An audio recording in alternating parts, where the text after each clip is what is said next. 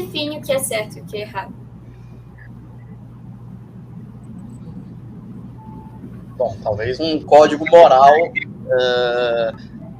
ético que depende, basicamente, da sua localidade geográfica, do seu tempo histórico. A definição do que é certo ou errado é discutida sempre e vem passando por reformulações, né? É o famoso problema, né, da UNB.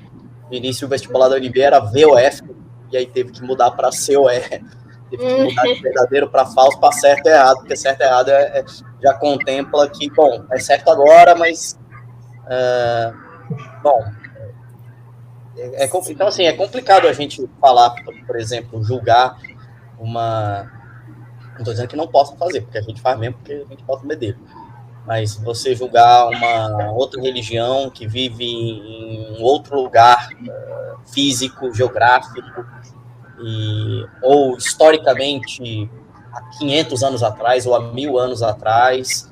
Então, assim, existe, eu acho que a gente pode tentar responder o que a gente acha certo, bom, agora, com a nossa mentalidade, com a nossa vivência, e com a nossa observação de mundo, e com a nossa experiência de vida. E aí eu acho que, independente das religiões e das políticas de governo, tem-se a Carta dos Direitos Humanos, né, que visa extrair algo central e comum para o que deve ser feito para respeitar a vida de uma pessoa sem interferir na crença dela ou na expressão da fé dela. Porque eu acho que, como a gente está falando de religiões, né, isso talvez seja um ponto, eu não sei se você pensou nisso, mas assim... O Calvin estava falando, por exemplo, que as regras seguidas, por exemplo, seriam as das escrituras, né, da Santa Doutrina. Então, na Umbanda, o que é seguido também, que nem você falou das referências aos livros sagrados, seria, então, por exemplo, a Bíblia também? Então, a gente não vê nada, pelo contrário, né? Fala que a gente não vê nada de errado com a Bíblia, é só tá sacrilégio, né? Muito pelo contrário. Isso, né? A gente adota com muito carinho todas as posturas, mas assim, nesse aspecto é o que eu tô falando, assim, são regras que tentam, ou pelo menos a gente na Umbanda, tenta sublimar da própria prática religiosa da pessoa, né? Então, assim, o que é ser certo, o que é ser bom, ele tem que estar acima da prática religiosa ou da prática de governo. Ele tem que estar superior a isso. Então, a gente tem que, como sociedade, evoluir e chegar em alguns parâmetros básicos e fundamentais, né? A Bíblia, os mandamentos, os 10 mandamentos lá do Moisés, ele tenta ser bem isso, não matarás, não roubarás, não, né? Ele tenta pontuar o que pode ser feito e o que não pode ser feito, né?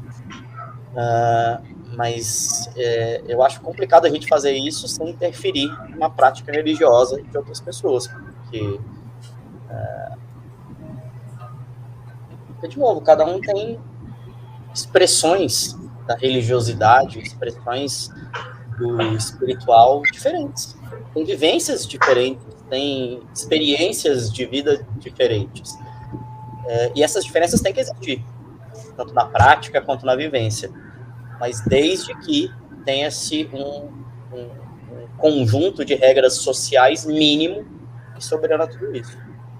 Então, nesse aspecto, por isso que eu mencionei a Carta de Direitos Humanos como uma coisa muito positiva da nossa sociedade, embora muito não cumprida, embora muito discutida.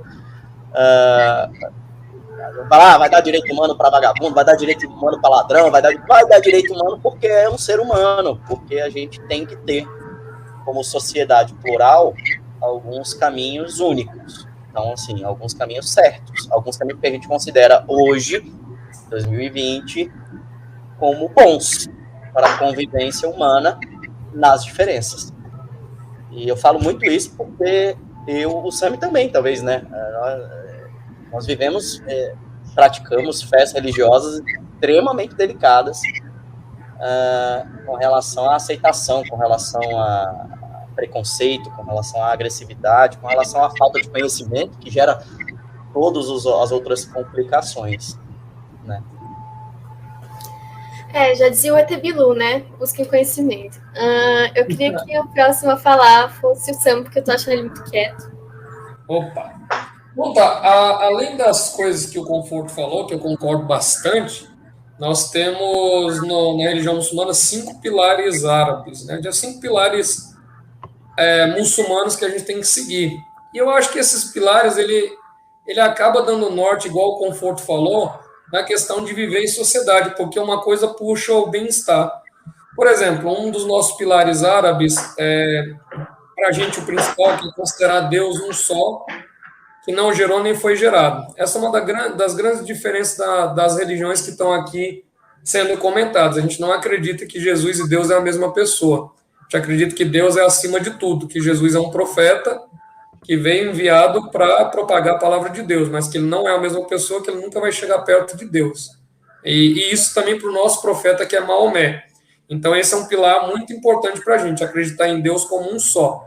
Se a gente deixa de seguir esse primeiro pilar, a gente está errado como muçulmano. Então, isso é um erro grave. A gente deixa de ser muçulmano dessa maneira. Entendeu?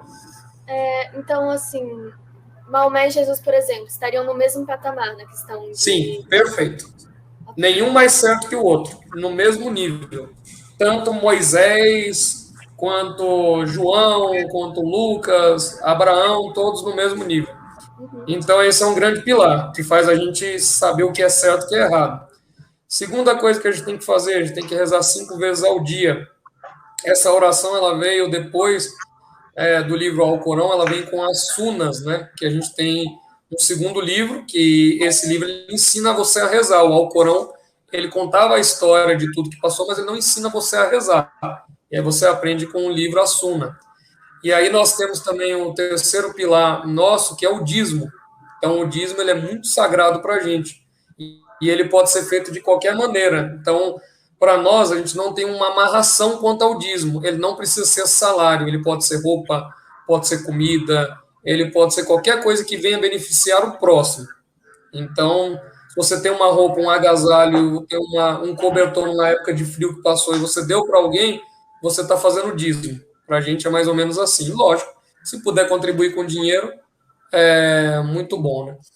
Um dos outros pilares que nós temos é o jejum, que é o Ramadã. Então, o Ramadã, a gente tem que fazer ele todo ano. Ele segue um calendário lunar.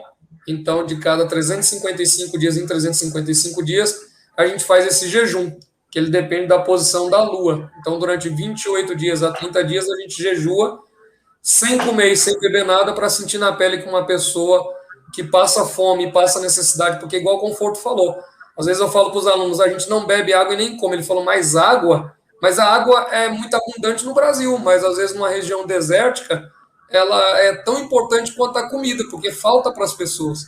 Então, a gente conseguir conviver sem isso, a gente sente na pele e dá valor para as poucas coisas que a gente tem acesso e às vezes a gente desperdiça.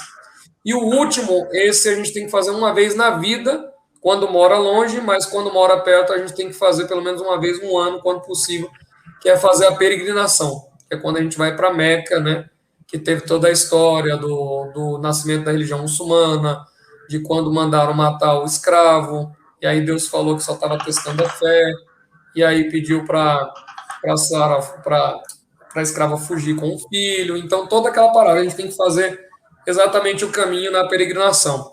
E aí tem um lance de jogar pedra, que era quando o Satanás aparecia. Então, assim, basicamente uma coisa vai puxando a outra.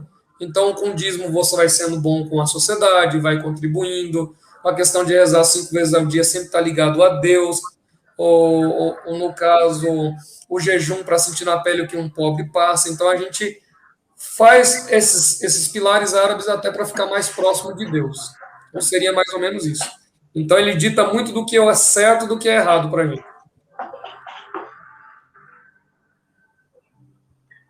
Tá, então, eu acho que primeiro, que os dois falaram, é importante separar, por exemplo, a diferença entre um criminoso e um pecador. São coisas totalmente diferentes, tá? Então, sei lá, por exemplo, eu sou casado, se eu adulterar, eu sou um pecador, mas eu não sou um criminoso. Pelo menos hoje no Brasil, não é um crime isso, né?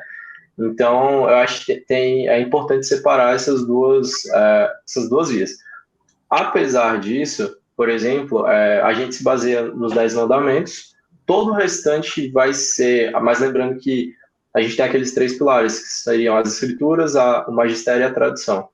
Mas tudo, assim, vai ser uma ramificação dos 10 mandamentos. Então, por exemplo, nós temos 5 mandamentos da igreja, que aí vai um pouco até no que o Sam falou. Então, você tem que comungar pelo menos uma vez por ano.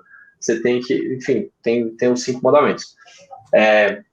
Então, você tem várias regras que elas vão sendo faladas para nós por conta do Papa. Pelo Papa, né? E isso vai se atualizando, conforme a sociedade vai se atualizando.